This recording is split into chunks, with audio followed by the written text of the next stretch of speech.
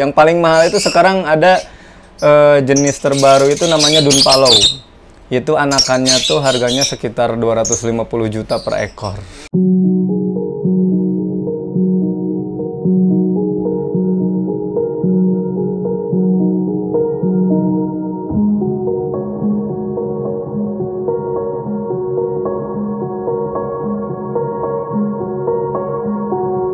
Assalamualaikum warahmatullahi wabarakatuh. Perkenalkan, nama saya Hendrik Abdurrahman. Sekarang saya ini sebagai owner di Junot LB Berpam yang berkediaman di Jalan Cetarip Barat nomor 7, RT 10, RW 07, Kota Bandung.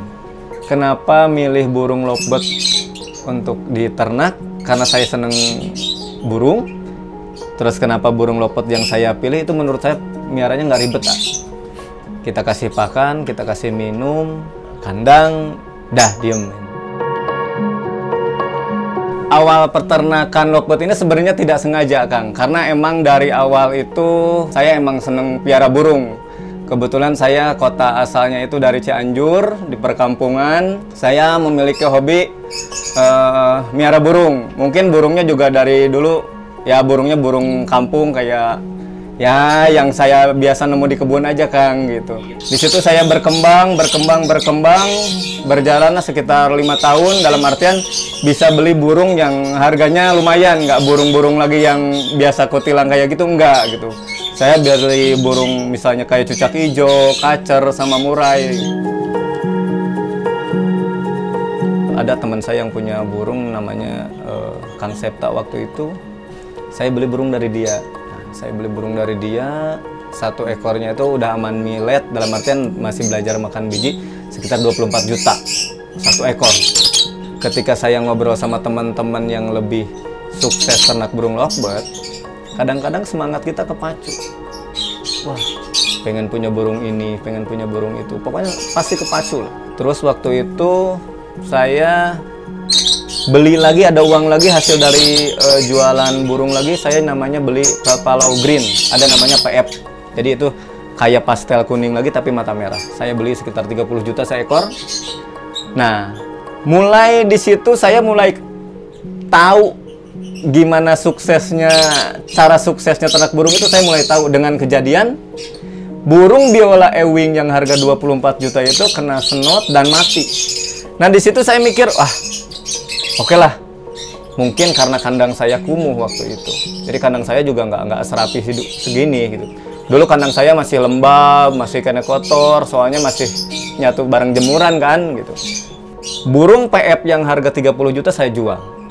Saya bikin kandang di lantai 2, saya bikin kandang setengah buat tempat tinggal saya, setengahnya lagi buat burung saya bikin di situ. Sekarang kandang itu asalnya di lantai 2 itu sekitar 150-an kandang. Cuman karena emang sekarang saya ngerjainnya sendiri, saya stop di sekitar 84 kandang. Untuk prospek ke depan di lovebird itu masih bagus, Kang. Dalam artian gini, yang namanya sesuatu yang diternak itu pasti menguntungkan. Kalau kita emang bener-bener tahu memanagenya kan, gitu kan. Ya dalam artian kayak Biola Green aja, kayak Biola Green itu anakan tuh sekitar 1.500.000. Anakan 1.500.000 pasang. Ya kalau misalnya satu kali produksi aja, ya taruhlah kalau misalnya anakan satu kali itu sekitar 3 atau 4 anak, kita jual sekarang 400.000 per ekor, juga satu kali produk udah balik modal. Nah di situ saya terus berkembang dengan beberapa sistem ternak yang saya pakai. Alhamdulillah Junot Berpam ini bisa saya kembangkan dengan baik, bisa mengumrohkan kedua orang tua saya, gitu kan. Untuk cara panen sendiri, lovebird itu setahun bisa 3 atau 4 kali produk. Cuman masing-masing breeder biasanya punya sistem atau manajemen masing-masing. Soalnya saya lihat kan ada yang breeder itu berternak dengan cara anaknya itu langsung dilolos sama induk aslinya sampai dewasa, sampai mandiri. Yang kedua ada yang pakai sistem babysitter. Kalau pasti sistem babysitter itu kita panen telur dari indukan A misalnya, dipindahin ke indukan B. Dengan harapan indukan si A itu nanti bisa nelor lagi. Jadi bisa nyampe yang biasanya normal 3-4 kali produk setahun, kalau kita pakai sistem babysitter itu bisa nyampe 5 atau 7 kali produk setahun. Terus ada juga sistem panen yang telurnya diambil terus dipindahin ke inkubator. Cuman pakai inkubator itu kita emang harus pinter-pinter ngeloloh dari 0 hari. Dalam artian begitu netes kita harus lolos sendiri gitu. Soalnya kan emang pasti lebih capek lah, dalam artian kadang-kadang 2 jam sehari kita harus ngeloloh. Saya panen telur dari indukan A misalnya dipindahin ke indukan B dengan tujuan bisa mendongkrak sistem produktivitasnya gitu. Jadi yang biasanya normal cuman panen 3-4 kali setahun, saya bisa ngejar 5 sampai 7 bahkan 8 kali produk setahun. Untuk lovebird sendiri, kriteria bagus atau enggaknya itu ada kita bagi 2. Jadi di lovebird itu ada yang bermain singing contest, itu ada yang buat yang kan suka ada gantangan yang di lomba-lomba seperti itu, ada yang beauty contest, dalam artian kita main warna. Kebetulan untuk saya main warna saja. Jadi untuk pemain suara, mungkin lovebird yang bagus itu punya kriteria sendiri. Ngekeknya yang panjang, yang paikter atau apa, nggak perlu mikir jenis burung apa, yang penting paikternya, ngekek bagusnya gitu kan, durasinya itu yang menurut pemain kekekan bagus. Tapi untuk pemain yang beauty contest kan beda lagi, badannya yang besar, bulunya yang dalam artian bagus, mulus, terus paruhnya nggak ada yang cacat, kuku segala macem, itu masuk penilaian kriteria beauty contest. Untuk macam-macam lovebird sendiri itu sangat banyak sekali ya.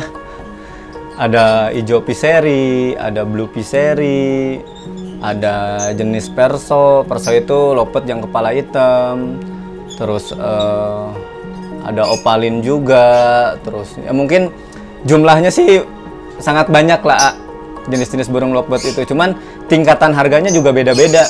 Yang paling mahal itu sekarang ada jenis terbaru itu namanya Dunpalow. Itu anakannya tuh harganya sekitar 250 juta per ekor. Kalau burung lovebird sendiri itu jantan sama betina itu bentuknya hampir sama. Cuman ya itu dia, sekarang ada sistem lagi, dalam artian ada jasa tes DNA. Jadi kita kirim sampel bulu sama darah buat mengetahui burung itu jantan atau betina. Kalau dari lovebird sendiri, untuk burung dewasa itu kelihatan pertama dari bulunya itu lebih mengkilap. Kalau lovebird dewasa itu bulunya lebih mengkilap. Kalau untuk yang anak-anak masih kurang lah. Terus dari paruhnya juga, kalau misalnya paruh masih anak-anak masih ada warna hitam di atasnya. Terus kakinya juga masih ada belang-belang hitam. Kalau dewasa enggak. Biasanya 7-8 bulan kita piara juga udah mau kawin kok. Jadi dalam satu kandang itu kita masukin jantan sama betina, kasih pakan, kasih minum, dikasih vitamin juga buat menggenjot birahinya, dikasih ekstra puding. Saya pakai jagung sama kangkung. Itu tambahan nutrisinya, apalagi kalau misalnya si burungnya itu pas lagi kawin-kawin, pas mau nelor itu harus banyak dikasih kangkung. Untuk peternakan, apa kendala-kendalanya? Ya ini yang harus saya tekenin. Sebenarnya dalam artian untuk memulai ternak itu masalah pasti sama. Pertama misalnya susah menjodohkan. Yang pertama misalnya jantan pigs, betina pigs itu belum tentu jodoh juga. Yang kedua kadang-kadang kena penyakit. Ada penyakit senot, nyilet atau cacingan, patek segala macam, itu udah nggak bisa kita hindari. Semua mau junior mau senior itu pasti ngalamin. Misalnya dalam artian udah nelor, misalnya telurnya nggak netes, itu biasanya karena faktor suhu terlalu panas. Telurnya biasanya embrio di dalam cangkang telurnya itu mati. Untuk tip buat pemula yang akan terjun di dunia bisnis ternak burung lovebird, nggak usah takut. ternak burung lovebird mudah. Untuk permasalahannya nggak usah takut, senior ataupun misalnya pemula pasti kita ngalamin. Yang pertama yaitu dia susah ngejodohin, cara ngerawatnya gimana, penyakitnya gimana gitu kan. Soalnya dalam artian lovebird itu masuknya unggas ya. Jadi banyak harus macam-macam obat harus kita ketahui, kayak disinfektan supaya tidak ada penyakit. Terus kita beli kandang, biasanya tempat pakan segala macam udah komplit kalau kita beli. Terus yang utama kita harus siapin ruangan. Ruangan cenderung jangan terganggu hilir mudik orang. Terus safety breedingnya juga harus ditekenin, dalam artian kayak di dalam ruangan kayak gini kan, kalau misalnya kita lupa nutup pintu, burungnya juga lepasnya juga masih tetap di dalam gitu. Jangan takut rugi, dalam artian kalau kita dalam usaha, kalau kita cari untung, nggak mungkin untung terus. Tapi kalau kita balik, kalau kita cari rugi, nggak mungkin rugi terus. Makanya nggak usah takut untuk berbisnis, yang penting Anda mau memulainya. Pesan terakhir saya buat para pengusaha, carilah bisnis yang mengikuti hobi Anda. Karena 99% bisnis kita akan sukses akan mengikuti hobi kita sebenarnya. Untuk teman-teman yang membutuhkan burung lovebird di kediaman saya, mungkin yang biasa saya jual sih anakan, usia sekitar 3-4 bulanan. Mungkin ke alamat Jalan Cetarip Barat nomor 7, RT 10 RW 07, Kota Bandung. Facebooknya cari aja namanya Junot LB. Instagramnya juga Junot LB di nomor HP 081 80 220 2305. Buat teman-teman tolong di subscribe channel YouTube-nya Cerita Bisnis. Di situ Anda akan menemukan mungkin masukan-masukan bisnis apa yang Anda harus ikuti dan bisnis apa yang harus Anda lakukan. Cerita Bisnis, inspirasi pengusaha bisnis Indonesia. Mantap!